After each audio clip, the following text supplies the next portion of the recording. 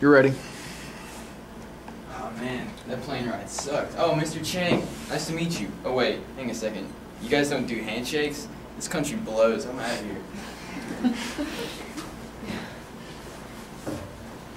Alright. Hi, I'm Brycedowns, and I'm giving a speech on culture shock, or more specifically Asia shock.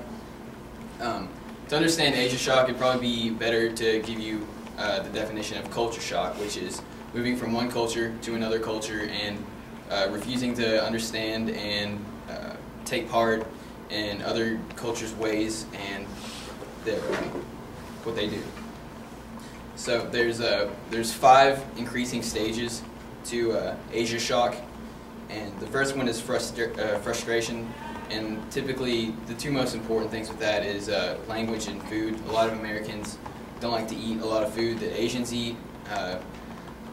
One of the most, or 2 of the most recognized is cats and dogs. Americans don't like cat and dog, and in certain Asian countries, cat and dog is a really important food.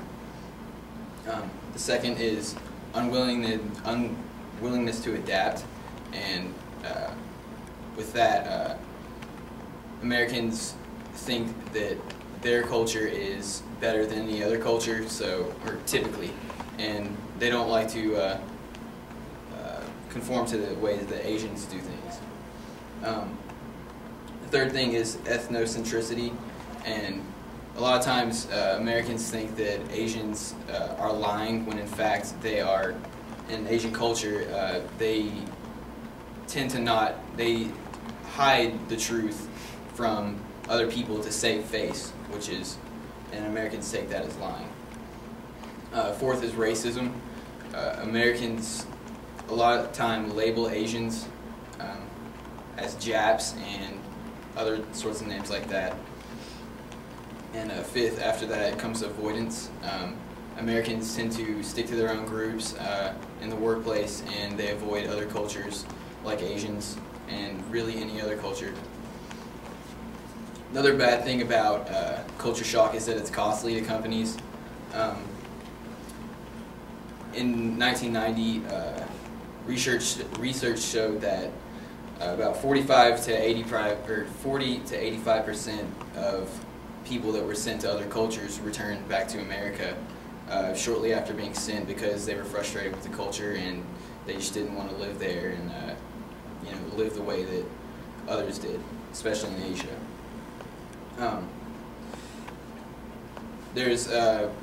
According to my handout, there were 5 strategies to coping with culture shock or Asia shock.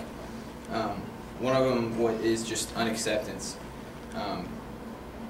It's not really I didn't see it as really a strategy, but a lot of ways that Americans deal with it is just completely unaccepting the culture and keeping their own values and doing things the way that things are done in America. Another is substitution, which is completely taking out all of the American values and substituting them with Asian values and doing things the way that Asians do it, which is probably the best thing to do. And there's also addition, which is taking or keeping your American values and also adding Asian values to what you do.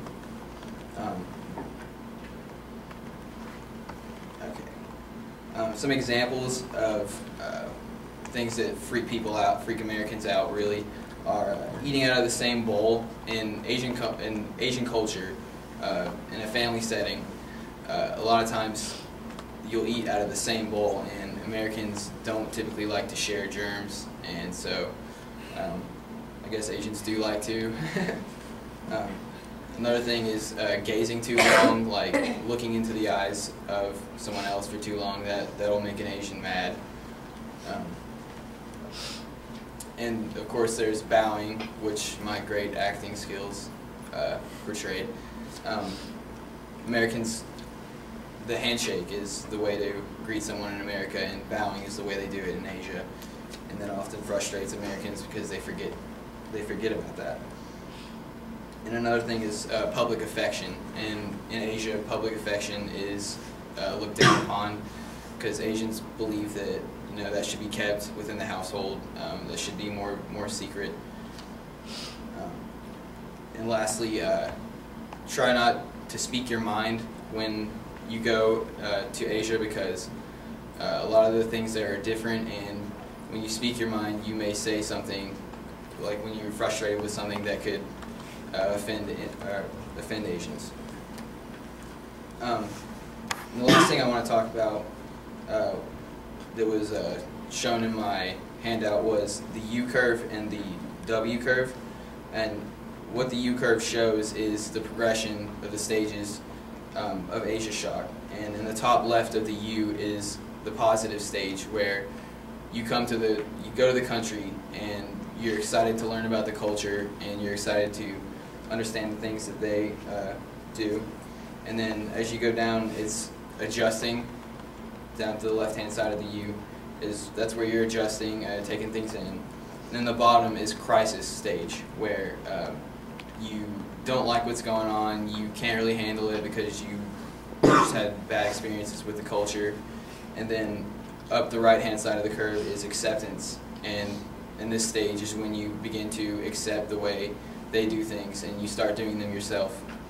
And then finally in the top right-hand of the U is re-entry, which is leaving the country and going back into your own country. And then the W curve is basically the same thing as a U curve, but it's a second U curve, because it's believed that when you leave that country after living there for a certain period of time, when you come back, you start to see problems going back into your own culture, your original culture, because you lived in another culture for so long. But anyways, that's my speech on Asia shock. I'm Brycedowns.